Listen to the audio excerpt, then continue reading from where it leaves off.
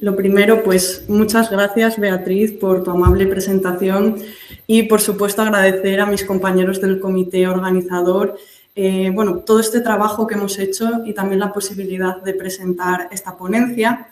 que he centrado en una película, como intentaré explicar, bastante desconocida, titulada La Marche, de 1976, del director polaco Walerian Borowczyk. Y antes de comenzar a explicar un poco o poner en contexto sobre este director y sobre la película en concreto, sí que me gustaría hacer una aclaración de mi elección y también a dónde quiero llegar con este estudio y con esta ponencia. Y bueno, en esta introducción pretendo explicar un poco el género al que pertenece esta película, ya que está catalogada dentro del cine erótico. Y es cierto que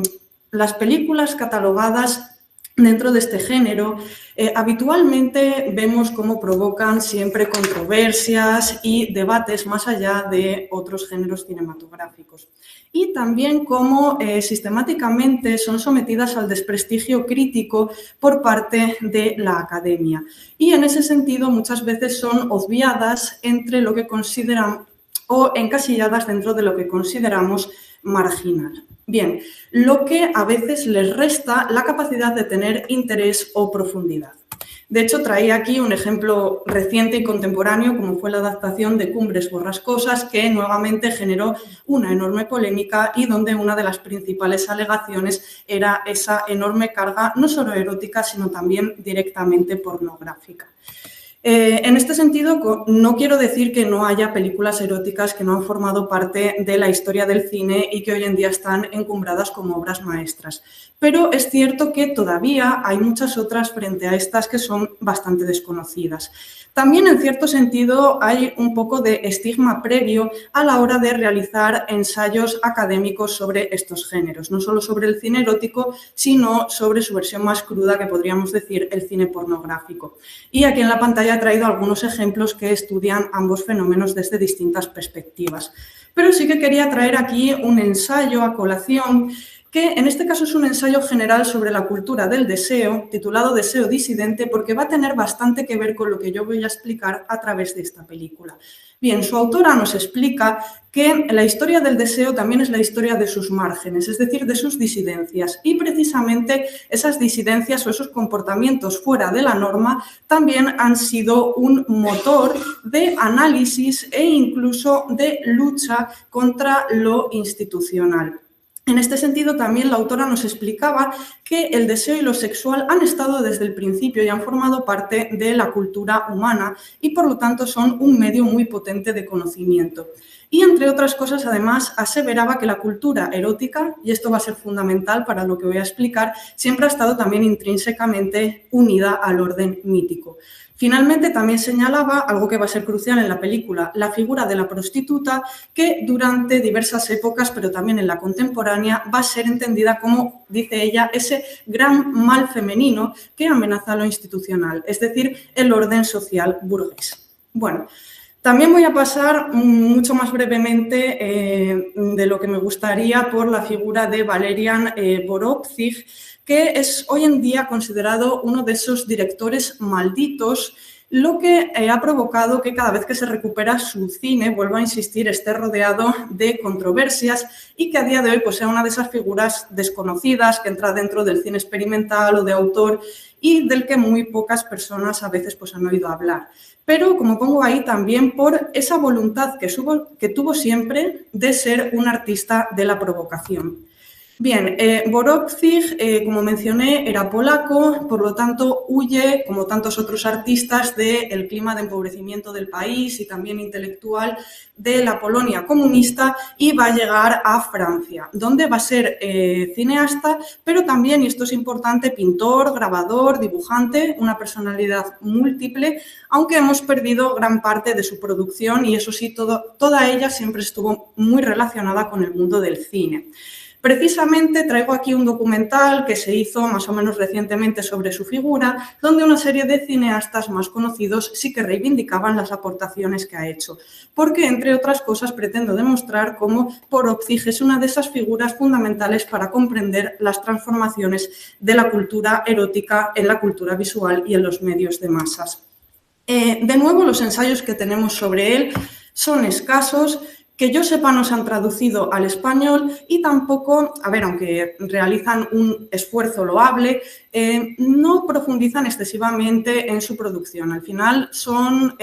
catálogos razonados que nos explican datos sobre su biografía o pasan más o menos someramente por su obra. Sí quería señalar este ensayo, que bueno, quizás es uno de los más exhaustivos que tenemos a día de hoy sobre él y nos explica precisamente, entre otras cosas, esa llegada de Borovtsig a Francia y a París, junto con otras personalidades mucho más conocidas como Polanski, Kieślowski, con los cuales se va a relacionar, o con otra serie de directores y de artistas, porque en este momento Francia y París, y esto es crucial, por un lado es la capital de la vanguardia, es decir, es un núcleo artístico muy fructífero, pero también en cierto sentido va a ser la capital de la liberación sexual, en un momento en el que también está triunfando y se están recogiendo las corrientes psicoanalíticas que veremos que conoce Borovtsig y aplica.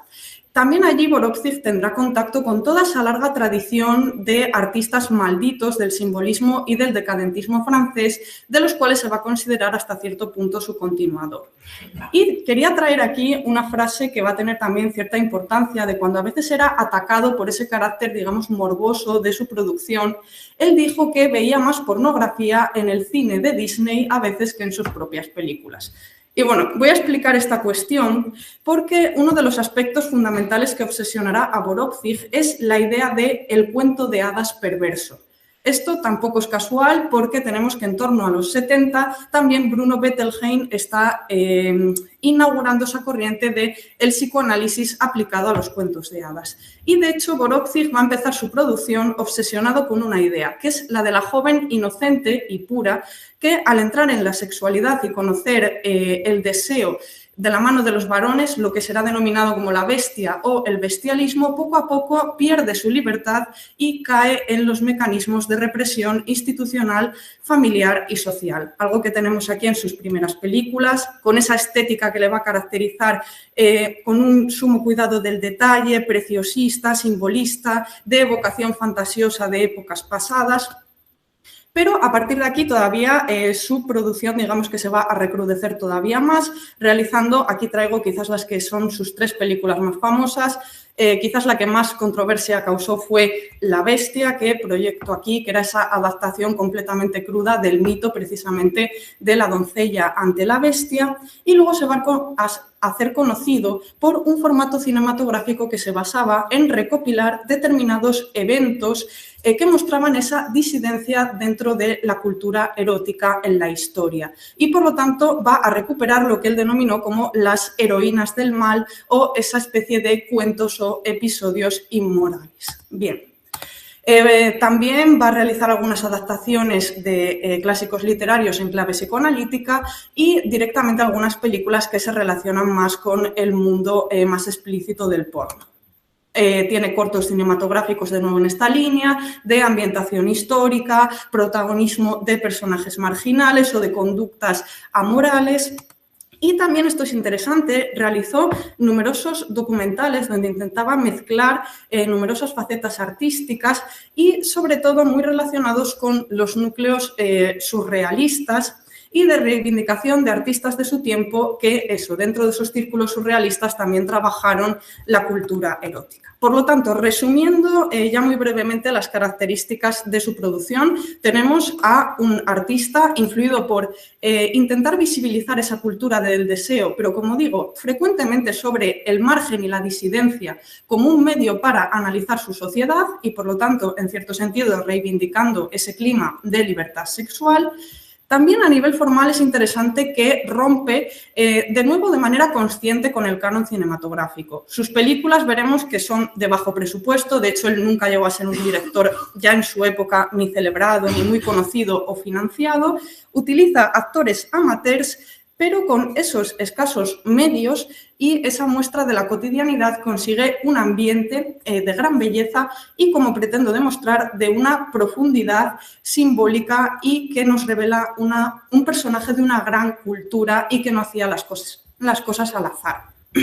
Y finalmente quiero señalar aquí cómo además a Borovci pues, se le puede englobar dentro de su momento con esa influencia pues, del núcleo surrealista, especialmente de la línea de Max Ernst, o también de otros cineastas con el que comparte bastantes características, como es el caso de Pasolini, en esa recreación maravillosa de épocas del pasado, también en ese deseo hasta cierto punto de provocar, o también de mostrar cómo lo cotidiano y lo popular es también el motor de la cultura humana, que esto era una de las claves de la producción de Pasolini. Ya sin más me voy a centrar en esta película, que bueno, aquí he traído en primer lugar pues los carteles de algunos países en los que se estrenó. Si me permiten, en España le dieron un título horrible porque perdía las connotaciones del título original, que es La Marge, en italiano Il Margine, que en este caso sí que se respetan esas connotaciones, porque con ello Borovci nos deja claro que estamos en los márgenes del deseo.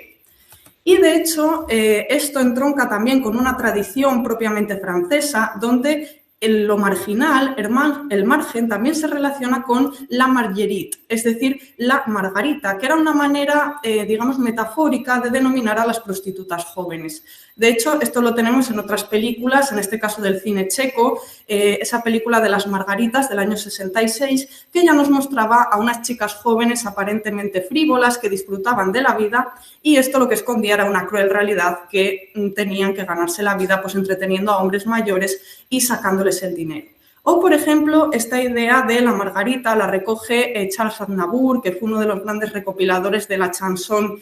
tradicional francesa, con una letra que he traído aquí porque tiene mucho que ver con lo que vamos a ver en la película. Nos habla de la historia de la Margarita, una niña que ha florecido pronto y por ello atrae el deseo de todos sus compañeros y de los hombres, y esto provoca que con 16 años un malhechor la ultraje y, como vemos aquí, pues quede sometida a la desgracia y se convierta en una flor seca y en una flor de la noche, es decir, en una prostituta. Entonces, a partir de aquí, aunque algunos hombres quieren invitarla a tomar un café, es decir, quieren dignificarla, como vamos a ver en la película, no son capaces de luchar contra ese estigma y, por lo tanto, parece que la sociedad la ha hecho indigna del amor que merece. Bien. También quiero decir que Borovci en esta película rompe un poco con esa línea que hemos visto más simbolista para plasmarnos una corriente cinematográfica muy en boga, especialmente desde la Nouvelle Vague, donde se utiliza una cámara que no es fija, sino que es móvil y que busca, por lo tanto, la espontaneidad para dar esa aparente sensación de realidad, como si se estuviera grabando un documental. Y de hecho, en una visión, digamos, primera, la película es cierto que recoge un documental, puede entenderse como un documental de lo que era la vida de las jóvenes prostitutas en este momento, de cómo desde niñas pues eran engañadas por hombres perversos como el chulo que tenemos aquí o los proxenetas, y cómo después de eso pues estaban condenadas a una vida de marginalidad y de abuso. De hecho, también es interesante la selección de los dos protagonistas. Por un lado, Sylvia Kristel, que fue una gran actriz y, sin embargo, quedó estigmatizada por protagonizar la serie de películas de Emmanuel. Y por el lado masculino tenemos a Joe D'Alessandro, que fue uno de los descubrimientos, y así se le concibe, de Andy Warhol para también su cine experimental, que le convirtió en una especie de estrella masculina del cine underground. Pero finalmente también su vida acabó cayendo, digamos, en una degradación, dedicándose al porno más crudo, etc. Por lo tanto, en este sentido, los dos actores podemos decir que en esta película contribuyen a dar esa sensación de verosimilitud porque hasta cierto punto se están representando a sí mismos. Pero aquí quiero llegar a la raíz de la cuestión. Cuando nos enfrentamos a la película,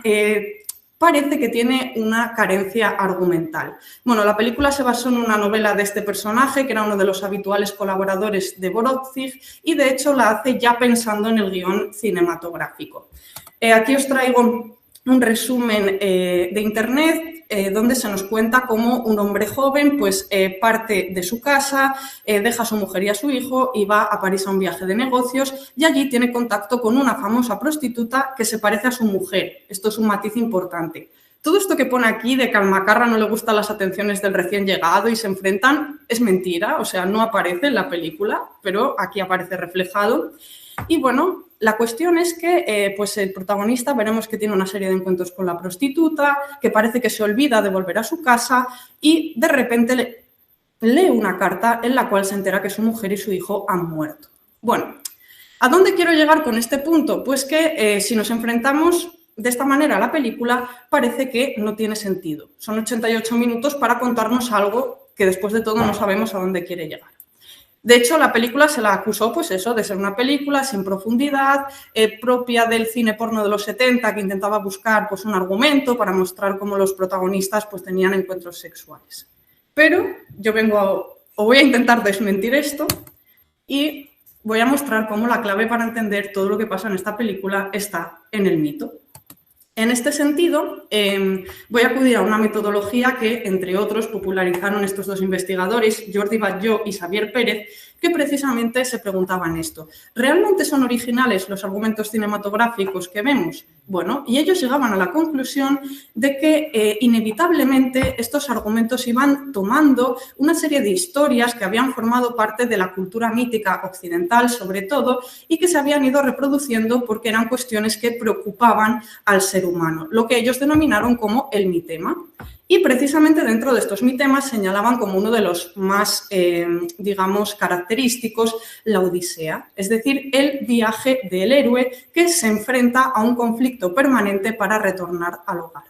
Y de hecho nos explican que este periplo odiseico puede entenderse como una permanente confrontación del héroe ante la experiencia de la transgresión y que en esta experiencia transgresora el erotismo va a ser una clave fundamental frente a los deberes de fidelidad matrimonial. Por lo tanto, nos dicen ya estos autores que se puede entender la Odisea desde una perspectiva sexualizada y una lucha entre la ley y el deseo, el hogar y el viaje, la memoria y el olvido. Pues si aplicamos esto a la película, nos vamos a encontrar con una esposa al principio amenazada, débil y abandonada, con un hijo inmaduro, indefenso, un héroe que viaja y que aunque tiene supuestamente nostalgia del hogar va a tener que enfrentarse a una serie de peligros que ahora voy a intentar desgranar.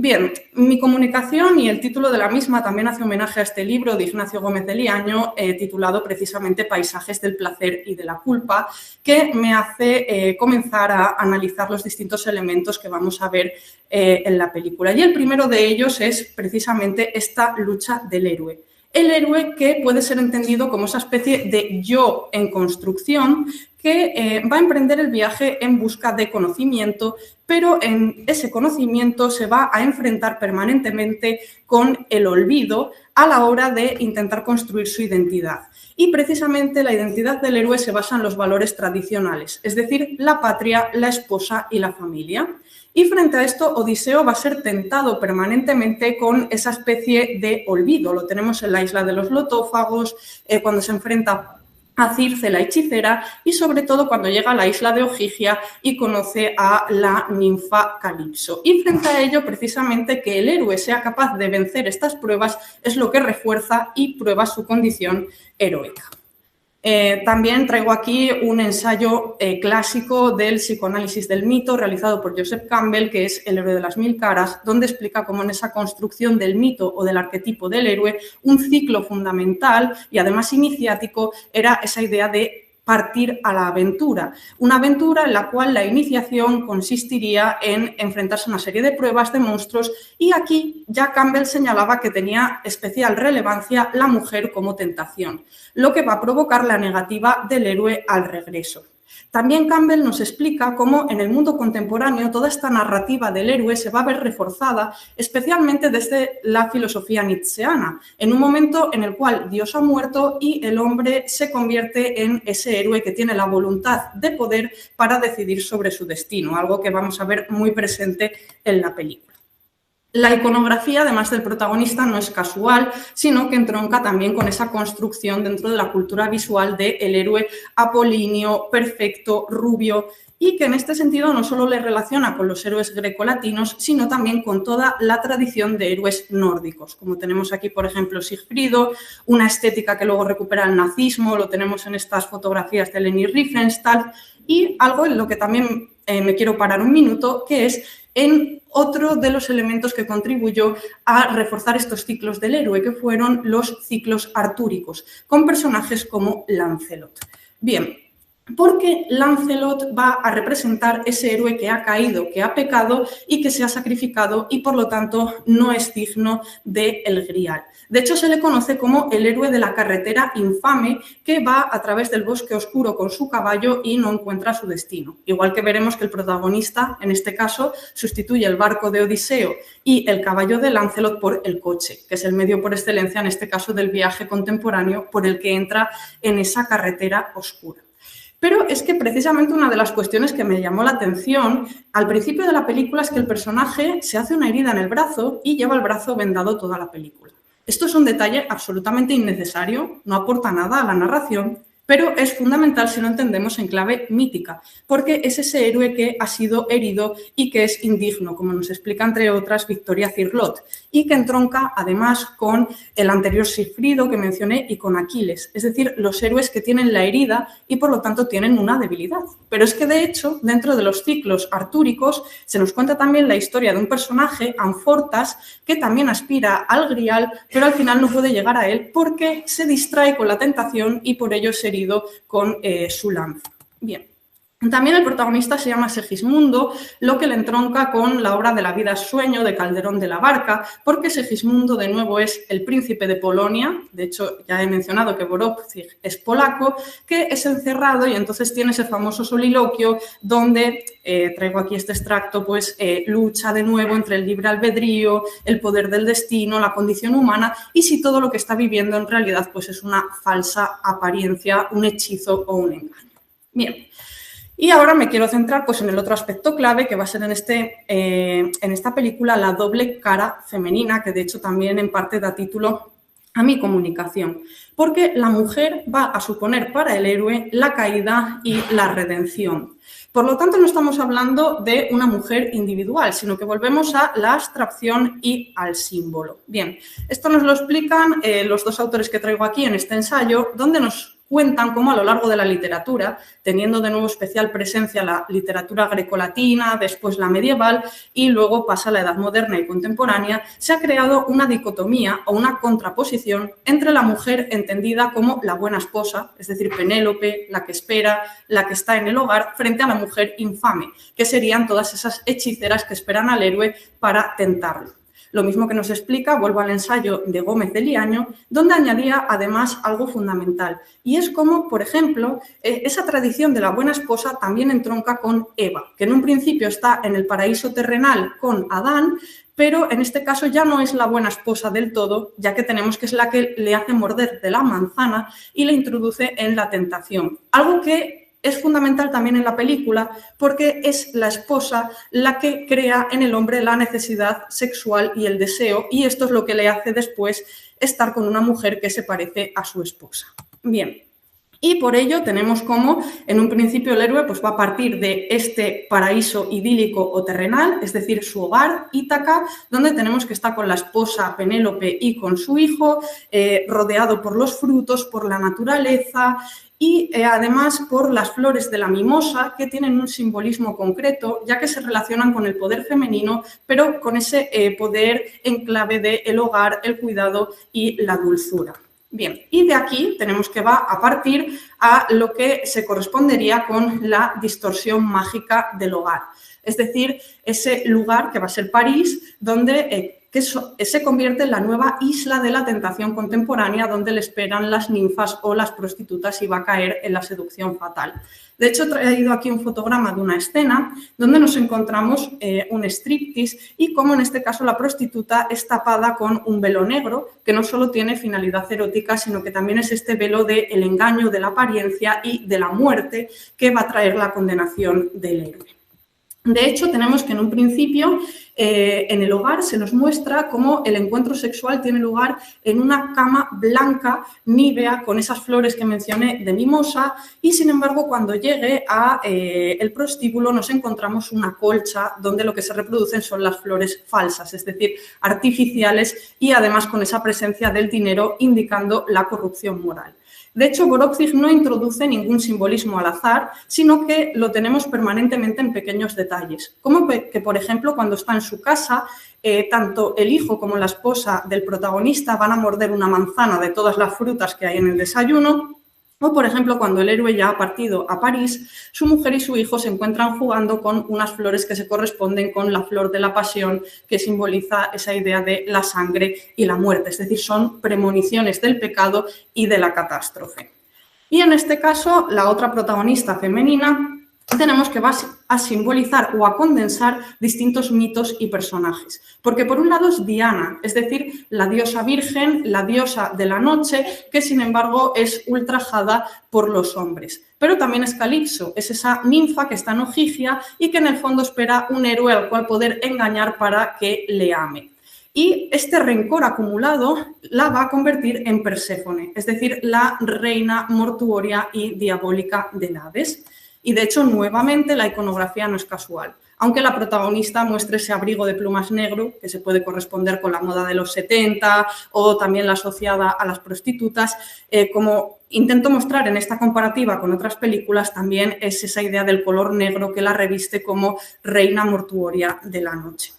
También voy a mencionar brevemente otras figuras femeninas interesantes, como la aparición de otro elemento típico, por otra parte, de los cuentos de hadas, como es la figura de la bruja, la alcahueta o la celestina, que es aquella mujer que, como ya no puede disfrutar de la pasión, engaña a las jovencitas para poder deleitarse simplemente mirando. Es otro personaje que aparece en la película. O, por ejemplo, las sirenas, que son uno de esos acechos y tentaciones permanentes del héroe que desde que llega a París prácticamente le acosan con sus cantos para que caiga rendido y le puedan engañar. Traía aquí otros símbolos, como por ejemplo que en la mitad de la película aparezca filmado el mar. Esto nuevamente no tenía sentido argumental. El protagonista en ningún momento visita una playa ni hay ninguna escena marítima. Pero si lo entendemos en clave mítica, vuelve a ser ese mar que le va a separar de su hogar y que por lo tanto simboliza ese viaje. Tampoco es casual que su mujer y su hijo precisamente perezcan ahogados en una piscina, una muerte que de nuevo, si analizamos el argumento superficialmente, es un poquito estúpida, pero que se entiende como ese mar artificial que se ha construido en el paraíso primigenio y que además es ese mar de la tentación del héroe que les va a condenar y les va a hundir. También es interesante cómo se muestra esta Ítaca o este paraíso, porque es una actualización del paraíso del hombre triunfador contemporáneo, es decir, del héroe de los nuevos tiempos, que es ese joven perfecto, empresario, capitalista, que tiene un chalet con una piscina, con servicio, que cuidan de su mujer y de su hijo. Y algo muy importante dentro de los ciclos heroicos, que es la llamada del héroe, como otro personaje masculino, que en este caso es el tío del protagonista, también empresario, es el que irrumpe y le recuerda al héroe, que está muy a gusto en su hogar idílico, que tiene que salir y que tiene que iniciarse, es decir, que tiene que acudir a la batalla o empezar esas aventuras, aunque luego tenga que volver.